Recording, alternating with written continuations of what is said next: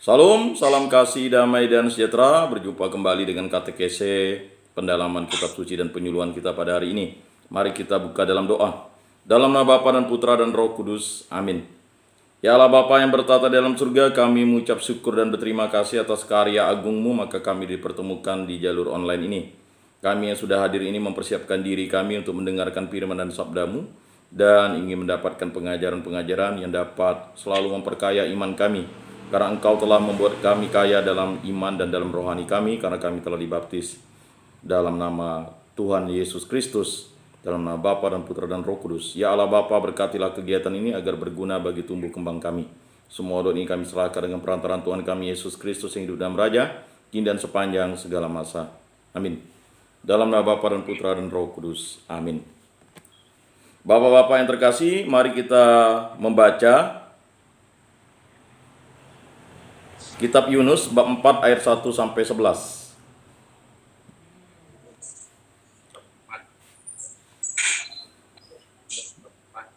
Mari kita baca bersama-sama. Pembacaan dari nubuat Yunus.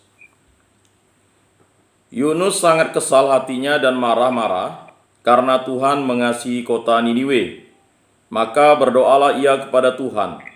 Ya Tuhan, bukankah telah kukatakan ketika aku masih di negeriku, aku tahu bahwa Engkaulah Allah yang pengasih dan penyayang, yang panjang sabar dan berlimpah kasih setianya, yang menyesali malapetaka yang hendak didatangkannya. Itulah sebabnya aku melarikan diri ke Tarsis. Maka sekarang ya Tuhan, cabutlah kiranya nyawaku, karena lebih baik aku mati daripada hidup. Tetapi Tuhan bersabda, layakkah engkau marah? Yunus telah keluar dari kota Niniwe dan tinggal di sebelah timurnya. Di situ ia mendirikan sebuah pondok dan duduk di bawah naungannya, menantikan apa yang akan terjadi atas kota itu. Lalu atas penentuan Tuhan Allah, tumbuhlah sebatang pohon jarak yang menaungi kepala Yunus, agar ia terhibur dari kekesalan hatinya. Yunus sangat bersukacita karena pohon jarak itu. Tetapi keesokan harinya ketika fajar menyingsing, atas penentuan Allah pula datanglah seekor ulat yang menggerek pohon jarak itu sehingga layu. Segera sesudah matahari terbit, maka atas penentuan Allah bertiuplah angin timur yang panas terik, sehingga sinar matahari menyakiti kepala Yunus. Lalu rebahlah ia lesu dan berharap supaya mati. Ia berkata, lebih baiklah aku mati daripada hidup. Tetapi Tuhan bersabda kepada Yunus, layakkah engkau marah karena pohon jarak itu? Jawab Yunus, selayaknya lah aku marah sampai mati. Tuhan lalu bersabda, engkau sayang kepada pohon jarak itu, padahal tidak sedikit pun engkau berjerih payah, dan tidak pula engkau menumbuhkannya. Pohon itu tumbuh dalam satu malam dan binasa pula dalam satu malam. Nah, mana mungkin aku tidak sayang akan kota Niniwe yang besar itu, yang berpenduduk lebih dari 120.000 orang, dengan ternaknya yang begitu banyak, padahal mereka itu tak tahu membedakan tangan kanan dari tangan kiri. Demikianlah sabda Tuhan, syukur kepada Allah. Mari kita lanjutkan dengan bacaan Injil suci Yesus Kristus menurut Santo Lukas bab 11 ayat 1 sampai 4. Mari kita baca bersama-sama. Pada waktu itu Yesus sedang berdoa di salah satu tempat. Ketika ia berhenti berdoa, berkatalah seorang dari murid-muridnya kepadanya, Tuhan, ajarlah kami berdoa, sebagaimana Yohanes telah mengajar murid-muridnya. Maka Yesus berkata kepada mereka, bila kalian berdoa, katakanlah, Bapa, dikuduskanlah namamu, datanglah kerajaanmu, berilah kami setiap hari makanan yang secukupnya, dan ampunilah dosa kami, sebab kami pun mengampuni yang bersalah kepada kami, dan janganlah membawa kami ke dalam pencobaan. Demikianlah Injil Tuhan, terpujilah Kristus. Semoga dengan pewartaan Injil suci ini iman kita selalu diteguhkan. Bapak-bapak yang terkasih dalam Yesus Kristus, kita akan mendalami dua perikop kitab suci sebagai suatu bahan ajar bagi kita untuk mengetahui bagaimana belas kasih Allah itu begitu besar kepada umat manusia. Dalam bacaan yang kita baca tadi dari kitab Nubuat Yunus, bab 4 ayat 1 sampai 11, jelaslah bahwa Yunus diutus untuk menjadi alat pertobatan atau perantara pertobatan bagi bangsa Niniwe. Tetapi di satu sisi Yunus bersungut-sungut. Yunus kesal karena Yunus sudah dari awal memang ingin membelokkan kehendak Allah itu dengan tidak berangkat ke Niniwe. Tetapi dia bersantai-santai saja, dia tidur ya di buritan kapal, sehingga terjadilah gelombang besar dan akhirnya ya orang-orang di kapal itu, nahkoda dan kapten kapal membuang undi dan ketahuanlah Yunus bahwa Yunuslah yang membawa malapetaka bagi mereka semua, sehingga mereka takut akan Allah yang disembah Yunus dan meminta solusi dari Yunus bagaimana ya agar tidak terjadi bencana kepada mereka. Mereka bergerak ingin kembali ke darat tetapi tidak bisa. Akhirnya mereka ya bertanya kembali kepada Yunus, dan Yunus ya melalui kehendak Allah dia mengatakan bahwa dia harus dibuang ke dalam laut. Nah, sehingga Yunus harus ditelan oleh ikan besar selama 3 hari atau 3 malam dan dimutahkan kembali. Dan karena Yunus dihidupkan kembali oleh Allah, maka Yunus berangkatlah ke Niniwe dan menyampaikan pesan pertobatan sesuai dengan kehendak Allah. Nah, setelah bangsa Niniwe melaksanakan kehendak Allah, ya, Yunus bersungut-sungut lagi. Ya. Yunus sangat kesal hatinya dan marah-marah. Ya, mengapa Yunus kesal hatinya dan marah-marah? Karena Allah ya memberikan pertobatan bagi bangsa lain. Ya. Karena bangsa Niniwe kan bukan bangsa Yahudi. Yunus orang Ibrani, orang Yahudi. Ya. Karena Tuhan mengasihi kota Niniwe. Jadi ya, ini yang sering terjadi kita sebagai orang Kristen, ya.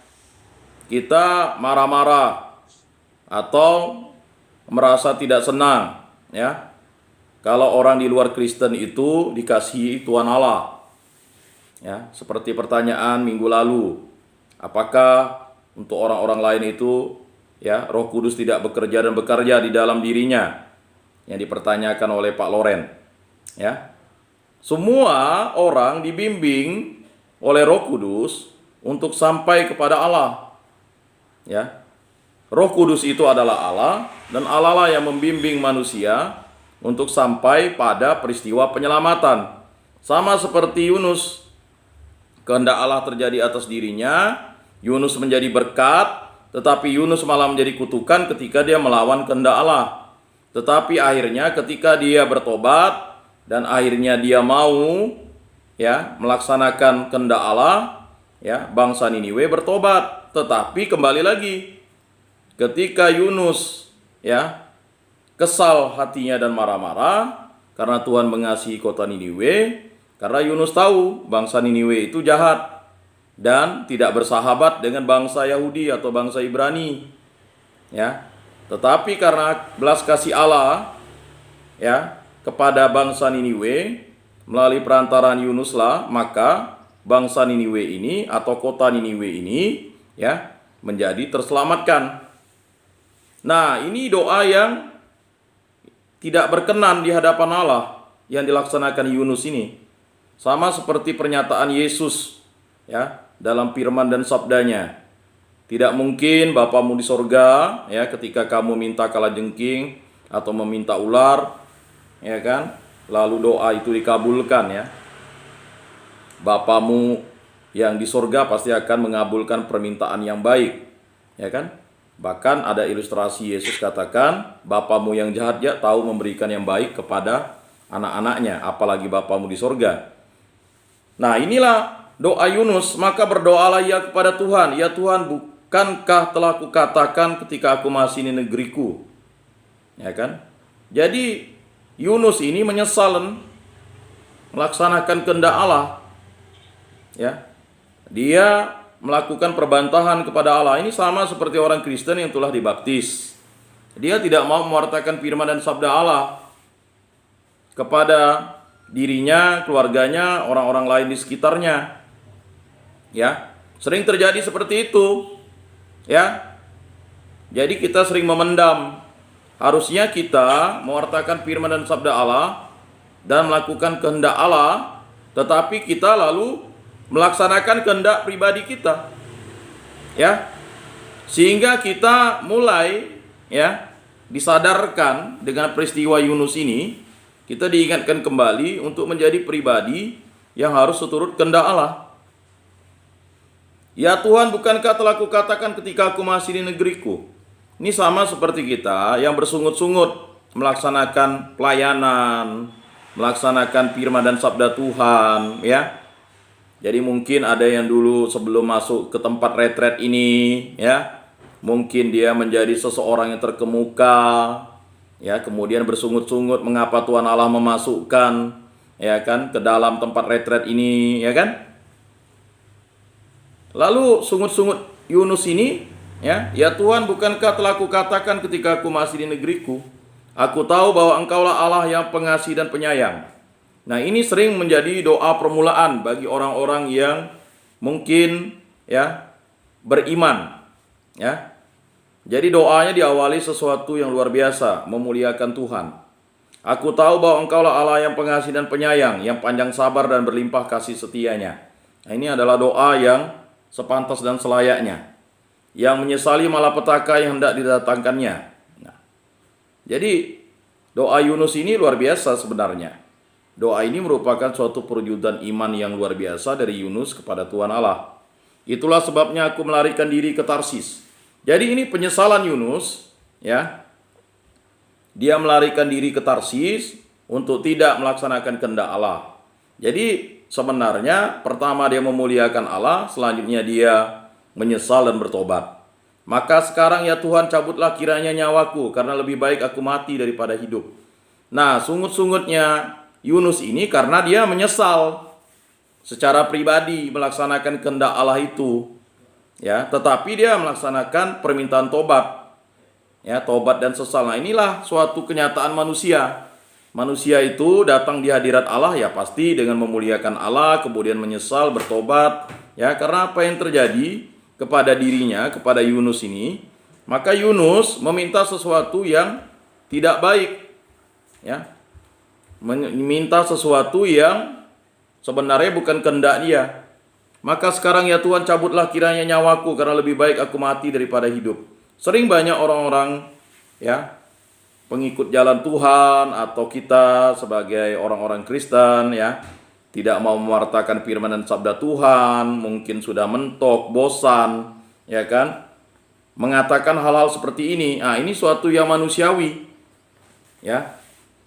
Yunus menampilkan kemanusiaan kita karena diri kita memang sering seperti ini, ya. Maka sekarang ya Tuhan, cabutlah kiranya nyawaku, karena lebih baik aku mati daripada hidup. Tetapi Tuhan bersabda, layakkah engkau marah? Nah, jadi Tuhan tahu doa kita kepadanya itu marah-marah. Jadi banyak di antara kita mungkin doanya marah-marah, ya. Doanya minta malapetaka dan mara bahaya bagi orang lain, atau meminta diri sendiri dalam malapetaka atau mara bahaya. Jadi sekali lagi bapak-bapak yang terkasih dalam Yesus Kristus, tidak ada doa bapak-bapak itu, ya, yang meminta sesuatu yang mencelakakan bapak-bapak dikabulkan Tuhan Allah. Tetapi kok terjadi sesuatu yang mungkin musibah atau bencana. Nah, itu bukanlah kehendak Allah. Tetapi hal itu terjadi karena untuk menyatakan bahwa kebesaran Tuhan Allah, ya kan, kemuliaan Tuhan Allah terjadi atas diri kita dan muka bumi ini. Nah, lalu apa yang terjadi? Yunus telah keluar dari kota Niniwe dan tinggal di sebelah timurnya. Jadi Yunus merasa, ya, karena dia orang Ibrani, ya, tidak layak dia bergabung dengan orang yang bukan Ibrani. Dari orang bersunat tidak layak dia berkumpul dengan orang yang tidak bersunat. Maka dia memilih sebelah timur, ya. Nah, di situ ia mendirikan sebuah pondok dan duduk di bawah naungannya. Jadi Yunus membuat pondok karena orang Ibrani tidak bergaul dengan bangsa asing. Nah, ini sebenarnya Yunus ingin menandakan dirinya bahwa berkat itu yang diberikan Allah kepada dirinya tidak layak untuk bangsa Niniwe. maka dia menghindar dari bangsa Niniwe, walaupun dia tetap menuruti kehendak Allah. Di situ ia mendirikan sebuah pondok dan duduk di bawah naungannya, menantikan apa yang akan terjadi atas kota itu. Jadi di dalam dirinya, ya di dalam hatinya dia marah-marah. Ya, dia ingin melihat apa yang terjadi dengan kota Niniwe itu. Dan di lubuk hatinya Tuhan tahu bahwa yang diinginkan Yunus adalah bangsa Niniwe dihukum oleh Allah. Ya. Tetapi ya, rancangan Allah bukan rancangan manusia. Sehingga apa yang terjadi? Allah memberikan ilustrasi atau semacam ya bayangan atau semacam perumpamaan. Ya, lalu atas penentuan Tuhan Allah tumbuh. Ya, lalu atas penentuan Tuhan Allah tumbuhlah sebatang pohon jarak yang menaungi kepala Yunus. Jadi semua yang di muka bumi ini diciptakan oleh Tuhan Allah. Allah lah sang pencipta langit dan bumi dan segala isinya. Nah, ini lalu atas penentuan Tuhan Allah. Jadi ini menunjukkan firman dan sabda ini menyatakan kepada kita apa yang terjadi di muka bumi ini, siapa yang menumbuhkannya itu adalah Tuhan Allah. Ya, walaupun kita yang mungkin menaburkan benih, tetapi tumbuhnya segala jenis-jenis tumbuhan dan berkembang biaknya segala jenis binatang dan hewan itu adalah penentuan Tuhan Allah. Nah, di firman dan sabda ini dijelaskan bahwa apa yang terjadi di muka bumi ini adalah ya diciptakan baik adanya oleh Tuhan Allah, tetapi yang menciptakan sesuatu yang buruk bukanlah berasal dari Allah. Dia berasal dari kuasa kegelapan, kuasa jahat, kehendak jahat. Maka Bapak-bapak yang terkasih dalam Yesus Kristus, ya, karena Yunus marah, lalu atas penentuan Tuhan Allah tumbuhlah sebatang pohon jarak yang menaungi kepala Yunus. Jadi supaya Yunus tidak panas, jadi pohon jarak itu bisa menaungi kepalanya, agar ia terhibur dari kekesalan hatinya. Jadi kalau kita kesal, sebenarnya kita sudah marah-marah. Ya, kesal itu bisa membuat diri kita marah terhadap sesama kita. Padahal Tuhan Allah ingin menyatakan apa? Cintailah Tuhan Allahmu dengan segenap hatimu, dengan segenap jiwamu, dengan segenap kekuatanmu, dengan segenap akal budimu, dan cintailah sesamamu manusia seperti diri sendiri. Nah, Yunus tidak melaksanakan hal itu. Makanya Tuhan Allah memberikan ilustrasi atau perumpamaan kepada Yunus. Ya, jadi pohon jarak itu dipakai untuk menaungi kepalanya. Apa yang terjadi? Yunus sangat bersuka cita karena pohon jarak itu. Hal yang sangat kecil itu membuat Yunus itu bersuka cita. Karena apa? Karena Yunus tahu dengan adanya daun-daun pohon jarak itu kepalanya menjadi teduh, dingin. Ya. Tetapi keesokan harinya ketika fajar menyingsing, atas penentuan Allah pula datanglah seekor ulat. Nah, sekali lagi, ya, segala jenis binatang, segala jenis tumbuhan, ya, itu berasal atas penentuan Allah. Jadi ayat ini ingin mengatakan kepada kita, kehendak Allah lah yang terjadi atas diri kita. Dan juga semua yang terjadi di muka bumi ini atas penentuan Tuhan Allah. Tetapi ingat, bukan hal-hal yang jahat, ya, tetapi hal yang baik adanya. Lalu apa yang terjadi? Atas penentuan Allah pula datanglah seekor ulat yang menggerek pohon jarak itu sehingga layu. Jadi, ya, ini hukum alamiah, hukum kodrati, hukum alamiah yang memang sesuai dengan kehendak Allah. Jika pohon jarak itu digerek oleh ulat, maka dia mati. Nah, akibatnya apa? Segera sesudah matahari terbit, maka atas penentuan Allah bertiuplah angin timur yang panas terik, sehingga sinar matahari menyakiti kepala Yunus. Jadi apapun yang terjadi, peristiwa alami, kodrati, duniawi itu berdasarkan atas kehendak Allah. Ya, matahari terbit dari timur dan terbenam di barat itu atas kehendak Allah. Nah, ini menunjukkan bahwa apa yang dilaksanakan oleh Allah merupakan sesuatu yang baik adanya dan Allah selalu menepati janjinya. Sedangkan Yunus bersungut-sungut atas kehendak Allah yang menyelamatkan bangsa Niniwe. Karena Yunus merasa kesal, ya, waktu dia mendengarkan firman dan sabda Allah, dia ingin berlari atau ingin, ya, meninggalkan kehendak Allah dan pergi ke Tarsis. Setelah itu ketika dia di kapal, akhirnya kapalnya, ya kan, terobang-ambing, ya, dan akhirnya, ya, orang-orang tahu bahwa, ya, Tuhan Allah Yunus, ya kan, melakukan itu dan mereka sangat takut. Dan Yunus akhirnya dilempar ke laut, ya, supaya bangsa-bangsa yang lain juga terselamatkan. Nah, itu tadi berkat yang diberikan Allah menjadi kutukan bagi Yunus. Nah, sampai di sana Yunus tetap melaksanakan kehendak Allah, tetapi dia juga menyesal. Nah, akhirnya Tuhan Allah memberikan ilustrasi seperti itu, ya. Lalu dia melihat apa yang terjadi itu. Lalu rebahlah ia lesu dan berharap supaya mati. Ya, jadi Yunus ini tadi doanya juga berharap mati, dan ini dia juga berharap mati. Mengapa Yunus berharap mati? Karena panas terik itu menyiksa dirinya. Ya, baru panas terik matahari. Ya, bapak-bapak yang terkasih, ini belum panas terik neraka. Panas terik matahari di dunia saja udah, ya, membuat Yunus itu menjadi lesu dan berharap supaya mati. Ia berkata, lebih baiklah aku mati daripada hidup. Nah, ini adalah pendapat-pendapat orang yang memiliki atau tidak memiliki iman dan harapan yang teguh. Di satu sisi Yunus memiliki iman, tetapi dia juga memiliki kelemahan dalam iman, tidak bersandar pada kehendak Allah. Lalu harapannya menjadi hilang. Sama seperti kita yang sudah dibaptis, tetapi iman kita itu tidak tumbuh dan berkembang, sehingga harapan kita itu menjadi tipis. Sehingga harapan menjadi tipis, makanya kita tidak bisa mendekati kasih itu, atau sampai kepada kasih itu. Kasih itulah Roh Kudus, kasih itulah Yesus Kristus, kasih itulah Allah Bapa. Sehingga banyak di antara kita akhirnya letih lesu. Mungkin bapak-bapak di tempat retreat ini ada yang berharap untuk mati. Lebih baiklah aku mati daripada hidup, ya kan? Ya, silakan bapak-bapak introspeksi diri atau merefleksikan diri bapak ketika bapak masuk di rumah retreat ini, kan? Pasti ada sesuatu yang membuat harapan bapak-bapak menjadi hilang. Dan akhirnya bapak-bapak kesal. Kesalnya bukan dengan siapa-siapa, ya kan? Pastilah kesal dengan Tuhan Allah. Apalagi kalau bapak-bapak yang rajin dan taat ke gereja bisa mendapat ya semacam cobaan seperti ini, ya kan? Mengapa terjadi? Ya pasti kesalnya kepada Tuhan Allah, baru menyalahkan orang lain. Kalau tidak percaya silakan bapak-bapak introspeksi diri. Coba bapak-bapak renungkan di dalam pikiran bapak, dalam hati kecil bapak, ya.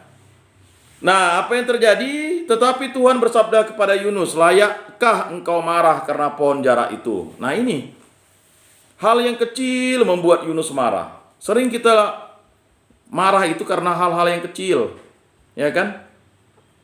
Peristiwa-peristiwa kecil dalam hidup kita itu membuat kita marah kepada Tuhan Allah, ya. Jawab Yunus, nyalah aku marah sampai mati. Ya, secara pribadi Yunus bilang selayaknya lah aku marah sampai mati. Nah, ini yang sering dipendam oleh manusia. Marah sampai mati, dendam. Ya.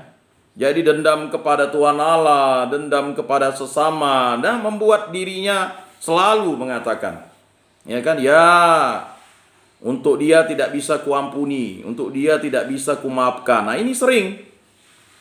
Makanya Tuhan Allah ya mengubah Yunus. Cara pandang Yunus yang tadi dia sudah ingin menentang kuasa dan kehendak Allah, tetapi dia akhirnya mau juga melaksanakan kehendak Allah. Tetapi setelah melaksanakan kehendak Allah, dia juga marah-marah.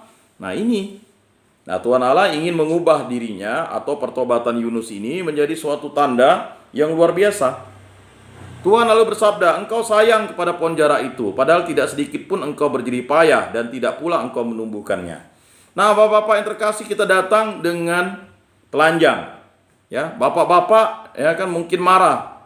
Ditempatkan di retreat ini, kebunnya tak terurus, anak istrinya juga tak terurus, ya kan? Kendaraannya tak terurus, mungkin dijual. Dulu yang hasil kerja keras ya selama jerih payah bertahun-tahun tak terurus, dan marah kepada Tuhan Allah. Ya. Ini sebenarnya ilustrasi atau bacaan pada hari ini mengingatkan kita untuk tidak berlaku seperti itu. Ya. Karena apa? Padahal tidak sedikit pun engkau berjerih payah dan tidak pula engkau menumbuhkannya. Mungkin bapak-bapak punya kebun sawit, ya kan? Tidak dipupuk dan sebagainya, ya. Nah, hasil panennya tidak bisa digarap. Nah, ini bisa membuat marah. Tetapi semua pemberian Allah ini sebenarnya adalah suatu sukacita yang diberikan Allah kepada kita, supaya kita bersyukur bahwa kita selalu dibimbing, diberkati, dilindungi oleh Tuhan Allah. Nah, begitu juga dengan Yunus, ya kan? Bukan dia yang menumbuhkannya, tetapi dia marah. Pohon itu tumbuh dalam satu malam dan binasa pula dalam satu malam. Sering hal-hal kecil yang kita dapatkan, ya kan? Lalu kita marah kepada Tuhan Allah karena kita diberikan, ya kan?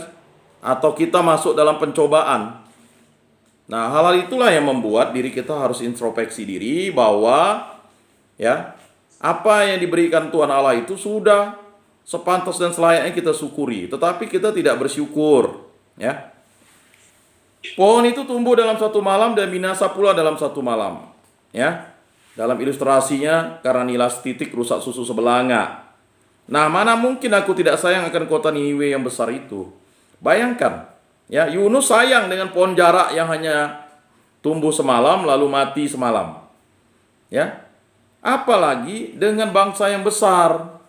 Ya kan? Tidak mungkin Tuhan Allah lalu tidak mengasihi umat manusia. Ya.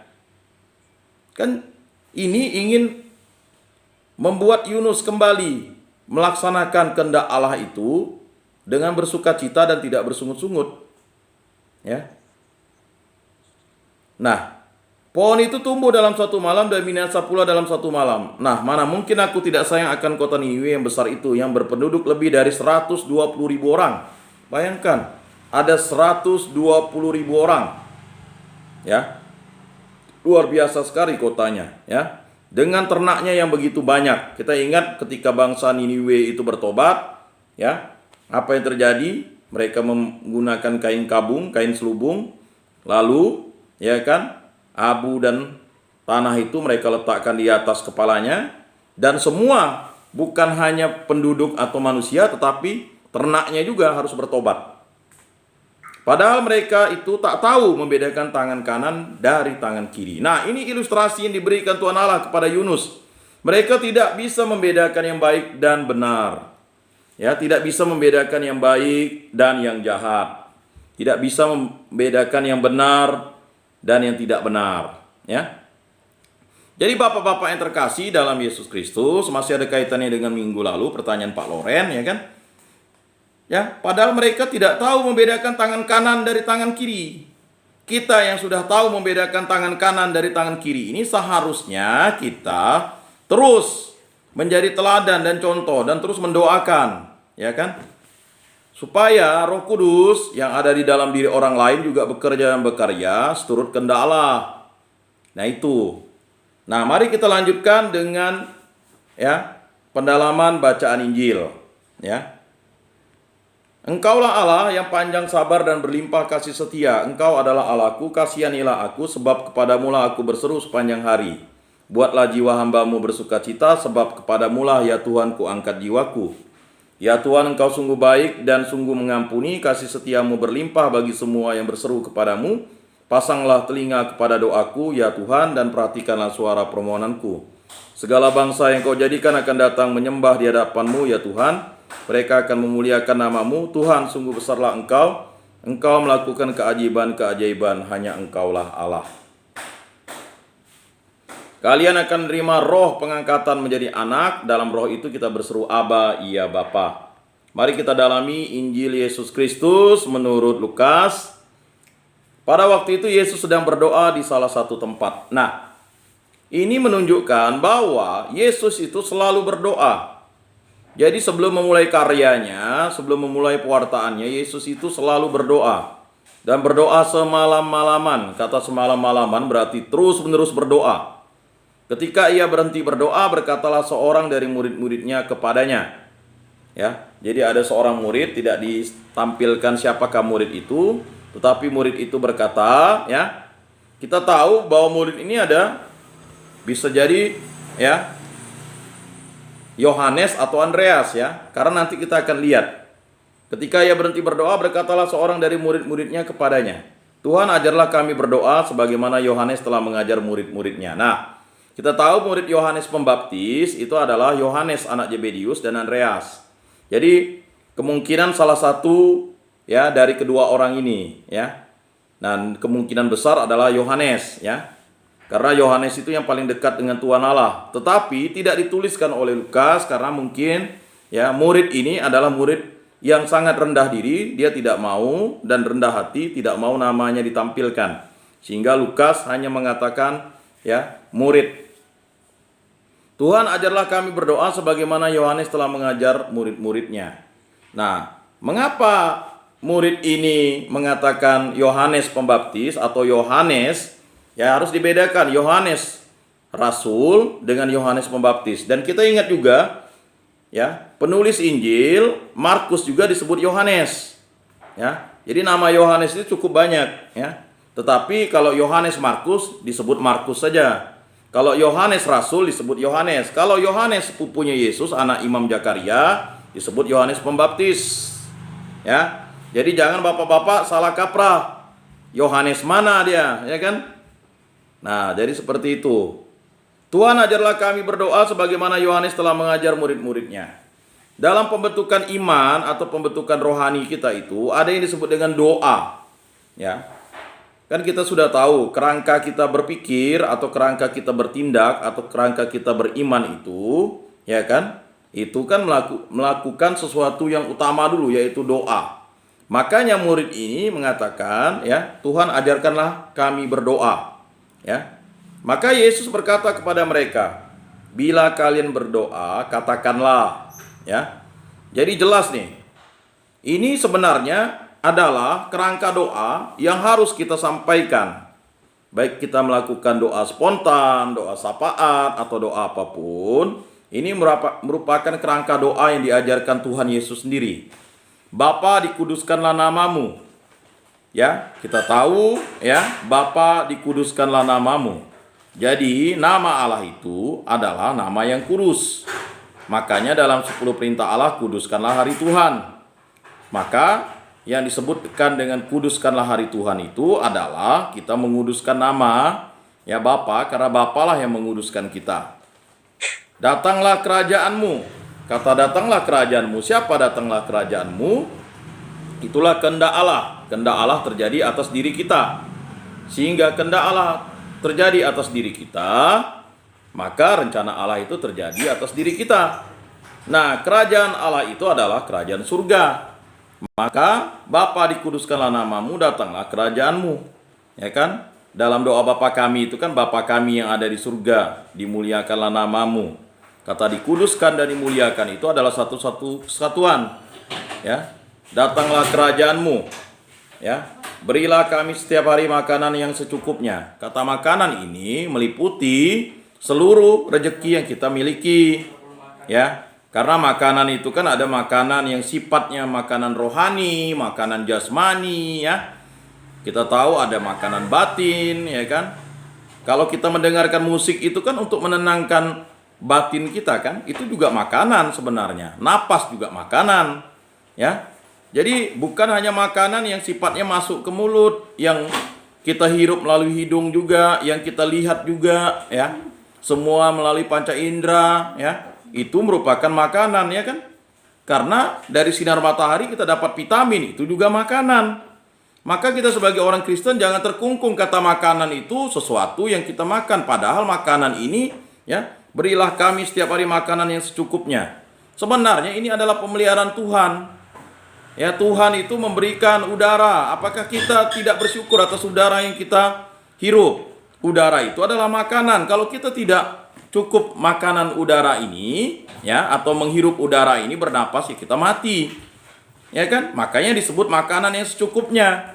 Jadi kita sebagai orang Kristen jangan kaku. Ya kan? Menafsirkan atau menerjemahkan kitab suci ini makanan yang kita makan. Ya, kalau napas atau udara, oksigen itu kan makanan. Ya kan? Lalu kalau kita minum, ya kan? Kita makan minum, ya kan? Ya, itu adalah makanan, maka disebut makanan. Kita berbaju, ya kan? Semuanya ini untuk memenuhi sandang papan kita, ya. Jadi bapak-bapak yang terkasih, kita belajar, itu juga makanan.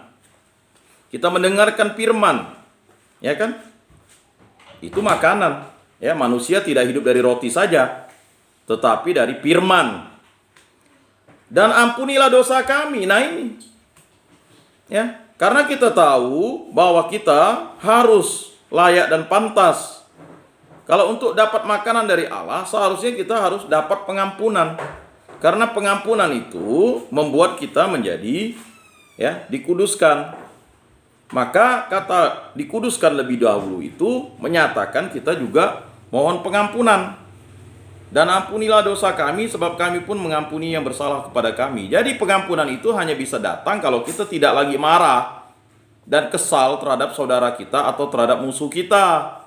Jadi bapak-bapak yang terkasih, ya kan, sampai kapanpun bapak-bapak mau pengampunan, tapi bapak-bapak tidak mau mengampuni diri bapak-bapak dan orang lain, dan ya, seperti yang saya sampaikan beberapa bulan yang lalu, kita harus berdamai dengan diri kita sendiri, berdamai dengan keluarga kita, berdamai dengan orang lain, berdamai dengan kondisi, dengan situasi. Ya kan? Kalau kita tidak berdamai, kapanpun, sampai kapanpun bapak-bapak tidak akan dapat rahmat pengampunan itu. Ya.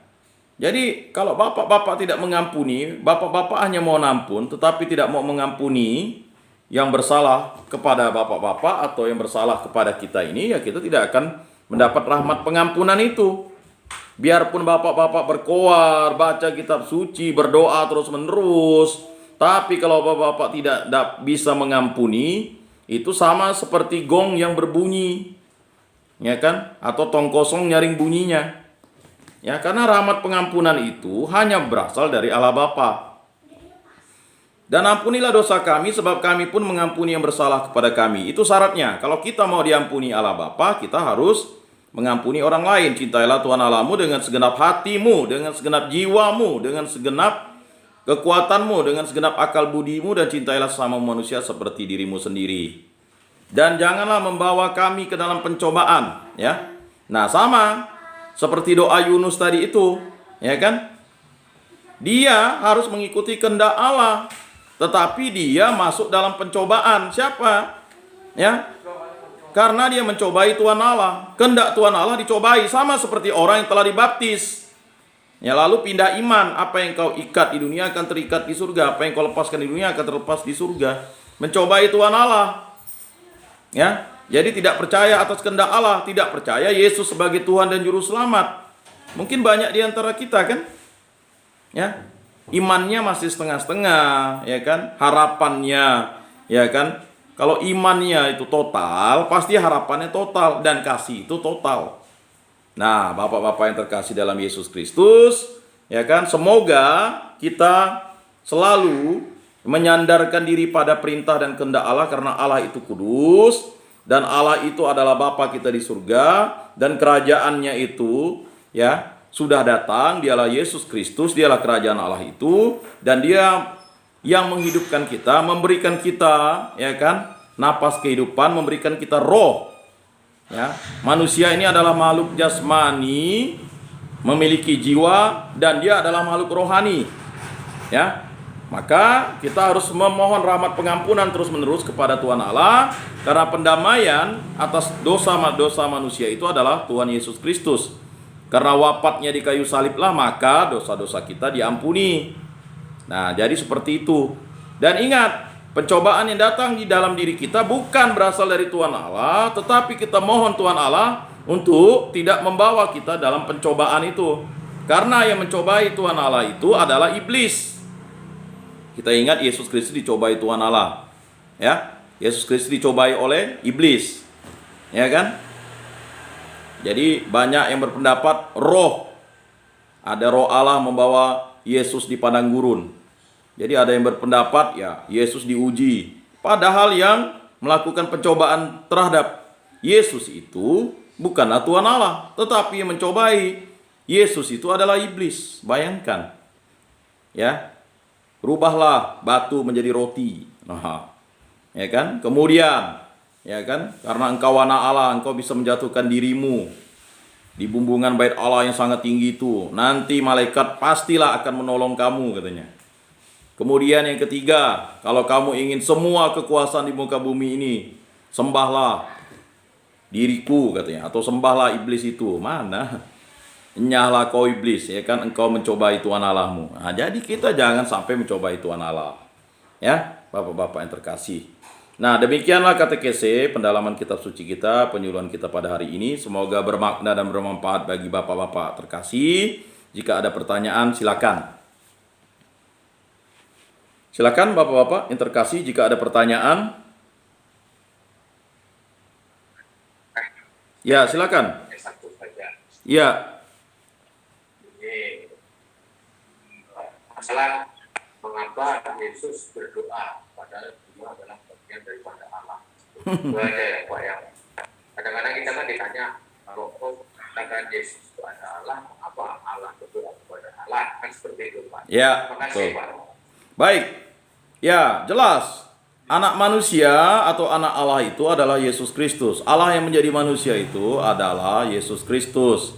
Mengapa kok Allah berdoa kepada Allah begitu? Itu yang sering menjadi jebakan kepada orang Kristen. Nah, jelaslah apa yang dilaksanakan oleh Yesus ini adalah contoh teladan yang nyata bagi para rasul atau para murid, ya, untuk mewariskan iman kepercayaan itu. Karena satu-satunya sarana untuk berkomunikasi dengan Allah itu hanya doa. Jadi Allah mencontohkan, ya kan, pribadi manusia atau manusia Yesus itu atau anak manusia itu, ya, yang menjadi manusia itu untuk selalu berkomunikasi dengan Allah. Berdoa itu kan satu-satunya cara untuk berbicara dengan Allah. Komunikasi apa yang bisa dilakukan untuk berbicara dengan Allah? Ya doa. Mengapa Yesus berdoa kepada Bapa yang di surga? Itu adalah suatu contoh teladan untuk mengajarkan para murid, ya kan, bahwa relasi Allah, ya kan, relasi putra Allah itu dengan Bapanya adalah satu. Maka doa itu adalah sarana satu-satunya yang bisa menghubungkan kita dengan Tuhan Allah. Nah, maka Yesus berdoa kepada Bapanya itu sebenarnya adalah suatu relasi yang sangat intim karena Yesus adalah Allah dan Allah adalah Yesus, ya. Ini merupakan contoh teladan untuk ditampilkan kepada umat manusia bahwa relasi apapun yang terjadi di muka bumi ini semua makhluk harusnya berdoa kepada Tuhan Allah. Nah, jadi orang harus memahami berdoa itu kan berbicara kepada Tuhan Allah, berkomunikasi kepada Tuhan Allah. Mengapa kita harus berdoa dan berkomunikasi kepada Tuhan Allah? Karena kita, karena jasa Yesus Kristus, kita menjadi putra-putri Allah. Sebagai putra-putri Allah kan kita berdoa kepada Tuhan Allah. Ya kan? Karena kita adalah murid-murid Kristus. Sebagai murid-murid Kristus kita harus mencontoh teladan Yesus dong. Sama seperti Kristus dong. Ya kan? Lalu kita adalah Kenisa Roh Kudus. Ya kan? Dan kita adalah, ya, manusia ciptaan baru, bukan manusia lama. Ciptaan baru itu adalah, ya, seturut kehendak Allah, dan kita memperoleh karunia keselamatan. Tanpa sarana doa, relasi kita akan putus dengan Tuhan Allah. Maka relasi yang intim itu, cinta kasih Allah itu harus diwujudkan dalam doa kita. Maka setiap waktu, setiap saat kita harus berdoa. Nah, ini memang pertanyaan-pertanyaan yang menjebak akhirnya orang-orang Kristen dilematis. Kok Yesus berdoa kepada Allah? Padahal Yesus itu adalah Allah. Kok Yesus harus dibaptis? Sama juga. Ya kan? Kok Yesus harus dibaptis? Dibaptis oleh manusia lagi. Nah, itu kan sebenarnya ingin mengingatkan kita bahwa apapun yang terjadi, kehendak Allah lah yang terjadi atas diri kita. Nah, Yesus menyontohkan dirinya itu karena Yesus adalah anak manusia. Dia adalah pribadi, ya, yang benar-benar manusia. Dan manusia ini harus menyandarkan diri kepada kehendak Allah. Nah, jadi kehendak Allah itu nyata dalam diri Yesus Kristus. Sehingga Yesus Kristus itu berdoa semalam-malaman. Dia berdoa itu, dia berelasi, berkomunikasi, ya, kepada manusia. Maka dia contohkan, inilah cara komunikasi dengan aku nantinya. Engkau kan bersama-sama dengan aku sekarang ini, katanya. Ya kan? Cara berkomunikasi dengan diriku adalah dengan doa, ya. Kan begitu. Ya kan? Nah, begitu, Pak. Ya, terima kasih. Silakan kalau masih ada. Masih ada. Saya mungkin tadi hanya menanggapi tentang kemampuan. Jadi, Ya. Saya ini termasuk orang yang mudah mengampuni, kan, memaafkan. Pak. Ya, Jadi kalau ada masalah, memaafkan itu gampang untuk saya. Tapi dalam beberapa kasus, dalam satu kasus ya, dalam ini saya mengatakan sangat sulit memaafkan dia. Kenapa? Karena dia memang yang menyebabkan saya dari sini juga dia, menjerumuskan juga, dia juga menyebabkan hancurnya keluarga saya, masa depan saya. Karena tadi kawan nih. Jadi betul-betul kita lihat susut kalau kita lupa. Kita berpikir kartu dia, tapi yang bisa kita negara. Nah, bagaimana komentar Bapak? Ini berusaha saja Pak, sampai sekarang saya nggak bisa memaafkan dia. Bahkan saya ada niat untuk memaafkan. Kenapa? Karena dia hancur, bisa dapat saya hancur karena ketika saya ada di bicara baik, tapi di belakang saya, sikap saya dan keputusan saya. Memang terus terang saja, banyak kasus yang kalau kita apalagi kita masak dengan keluarga, kita dengan istri, dengan anak, kita gampang memaafkan. Tapi dalam kasus ini sangat sulit. Bahkan saya sekarang berdoa, semoga dia yang menjadi saya mendapat ganjaran dari Allah. Ini satu hal Pak, mungkin saya sampai mati saya tidak bisa memaafkan. Karena dia menghancurkan saya, menyebabkan saya sampai di sini. Terima kasih Pak Yakobus. Bagaimana mungkin responnya? Terima kasih. ya. Ini itu tadi Pak. Ini kan sebenarnya ilustrasinya bagi diri kita yang tidak bisa mengampuni orang yang memang benar-benar bersalah kepada kita. Jadi ini memang kalau kita mau dapat rahmat pengampunan, kita harus bisa mengampuni orang itu, Pak. Ya kan? Nah, mengampuni orang itu tidak bisa Bapak katakan sampai mati pun tidak bisa mengampuni dia karena dia ini telah menghancurkan hidup Bapak misalnya. Dan bisa sampai di rumah retret ini. Nah, itulah tadi maka bacaan hari ini sebenarnya ingin mengingatkan kita kembali. Karena kan kita tidak lama lagi udah mau masuk masa Advent, Pak, masa penantian, masa pertobatan ya. Jadi makanya bacaan-bacaan itu dipilih oleh gereja untuk kembali memulihkan hubungan kita dengan Allah. Memulihkan hubungan kita dengan Allah itu pastilah dengan rahmat pengampunan yang diberikan oleh Tuhan Allah kepada kita. Rahmat pengampunan itu hanya bisa diberikan oleh Allah jika kita mengampuni kesalahan orang lain kepada diri kita. Ya kan? Dan orang lain mau mengampuni kesalahan kita juga. Jadi kalau kita sudah mengampuni kesalahan orang lain, lalu orang lain tidak mau mengampuni kesalahan kita, itu masalahnya dengan Tuhan Allah nanti, Pak. Jadi masalahnya adalah ketika kita sudah mengampuni orang lain dengan tulus dan ikhlas, dan kita sebagai orang Katolik menerima sakramen pertobatan, berarti kita sudah, ya kan, mengampuni. Mengampuni itu, Pak, dia itu ada sesal, tobat, kemudian memaafkan, mengampuni, dan menerima sakramen pertobatan. Ya, itu tanda karunia Allah yang diberikan kepada manusia, ya kan? Terutama sarananya ada di dalam gereja Katolik, ya. Sakramen pertobatan itulah yang menghapuskan ya semua dosa-dosa yang terjadi sehingga ketika nanti di akhirat, Pak, Bapak tidak lagi ditagih utang-utang. Ya kan? Sama seperti ilustrasi Yesus katakan itu. Ya kan, jika orang yang banyak utangnya, ya kan, lalu dihapus utangnya oleh raja, tiba-tiba ada lagi orang yang berutang dipanggil raja, ya kan, lalu utangnya dihapuskan, lalu tiba-tiba saudaranya meminta hutangnya juga dihapus, lalu dia mencekik saudaranya, lalulah dilihat oleh orang-orang dan orang-orang bertanya, mengadu kepada raja, dan dia yang mau mencekik saudaranya karena hutangnya tadi kan. Raja lalu katakan, ya kan, kamu sudah dihapus hutangmu. Karena kamu ini masih belum juga bisa menghapus hutang kawanmu itu, maka kamu dipenjara. Nah, jadi rahmat pengampunan itu tidak dapat kita raih karena kita terpenjara, jiwa kita terpenjara. Sehingga jiwa kita terpenjara itu kita harus keluar, ya kan, dari penjara yang kita buat sendiri, terkungkung dalam diri kita sendiri. Memang itu butuh proses, Pak. Mengampuni orang itu tidak semudah membalikkan telapak tangan memang. Ya, apalagi kalau orang itu mungkin sudah membuat kita menjadi menderita. Karena secara manusiawi, sama seperti Yunus tadi itu, ya kan?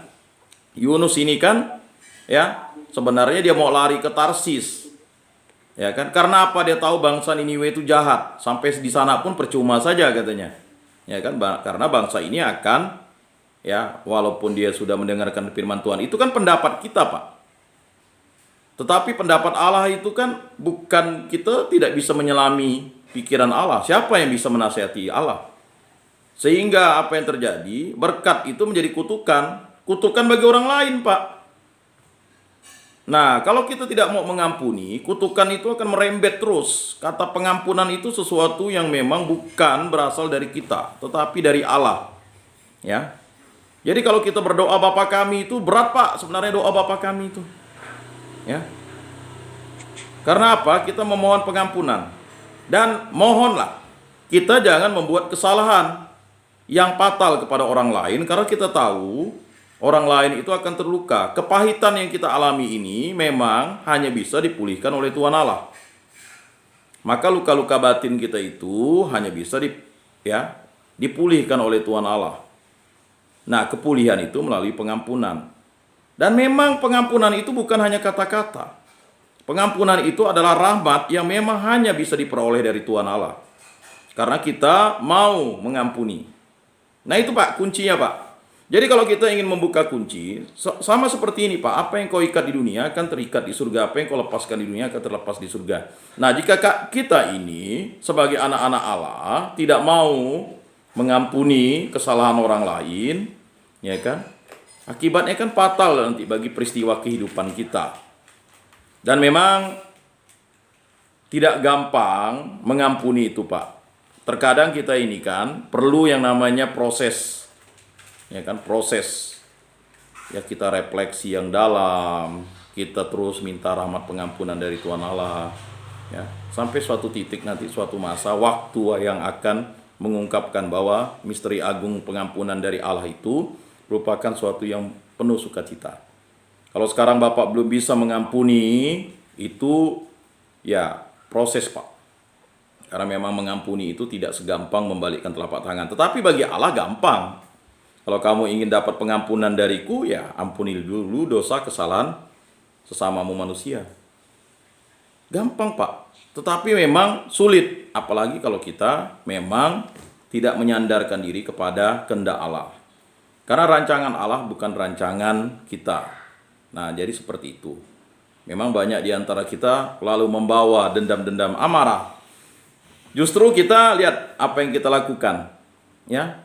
Kita mudah mengampuni hal-hal yang kecil misalnya. Sama seperti Yunus tadi itu. Ketika Tuhan Allah menumbuhkan pohon jarak, dia sangat bersuka cita, Pak. Tetapi ketika pohon jarak itu digerek oleh ulat, lalu matilah pohon jarak itu, kepalanya panas, dia marah lagi dengan Tuhan Allah. Dan akhirnya marahnya itu menyebabkan dia marah juga dengan bangsa Niniwe. Jadi gara-gara nila setitik rusak susu sebelanga. Kita ini lucu, Pak. Manusia ini adalah manusia yang rapuh. Kalau kita tidak menyandarkan diri kepada Tuhan Allah. Karena memang pengampunan itu sesuatu yang mesti harus melupakan. Nah, kata melupakan itu kan memang sesuatu yang berat. Karena kita punya memori.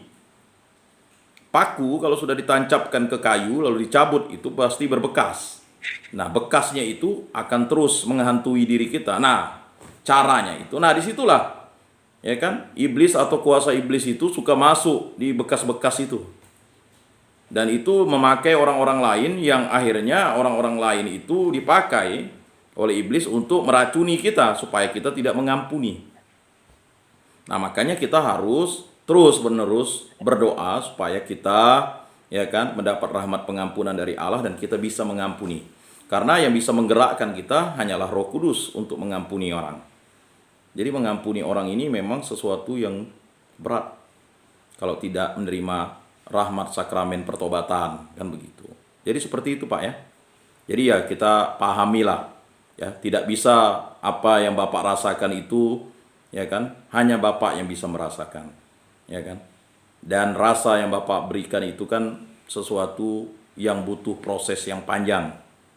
Ya silakan, tidak masalah, ya kan. Tetapi Tuhan selalu memberikan rahmat pengampunannya kepada Bapak kalau Bapak mau mengampuni orang lain. Nah, itu janji Allah kekal abadi dan selamanya. Demikian, Pak. Mungkin ada yang mau bertanya lagi, silakan. Masih ada waktu 6 menit. Ya, silakan, Pak Loren.